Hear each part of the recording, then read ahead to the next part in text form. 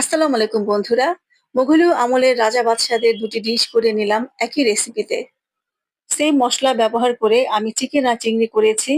ঈদের মধ্যে ঝটপট এভাবে শর্টকাট করে না করলে এত আইটেম করা সম্ভব হয় না।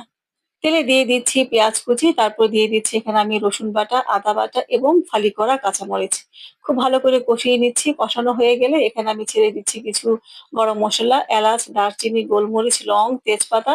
তারপর এখানে আমি পেস্তা বাদাম, জিরা, পোস্তদানা, জয়ফল, জয়ত্রী সব একসাথে ব্লেন্ড করে এখানে আমি মসলার মধ্যে এড করে দিলাম।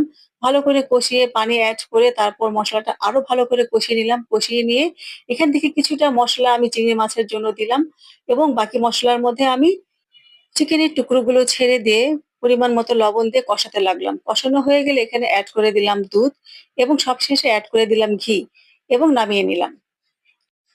চিকেনের পাশাপাশি এদিকে আরেকটা চুলায় আমি এখানে চিংড়ি মাছ পরিমাণ মতো লবণ দিয়ে মসলা তো দিয়েছিলাম, একসাথে সুন্দর করে কষিয়ে নিয়ে এড করে দিচ্ছি দুধ এবং ঘি। বাস এভাবে আমি কমপ্লিট করে নিলাম আমার মোঘলীয় স্বাদের চিংড়ি এবং চিকেন। ঈদের দুটি মেইন ডিশ আমি তো তৈরি করে তুলে রাখলাম, চাইলে তোমরাও এটা করতে পারো। সবাইকে ঈদের শুভেচ্ছা জানাচ্ছি। আল্লাহ হাফেজ, আসসালামু আলাইকুম, ঈদ মোবারক।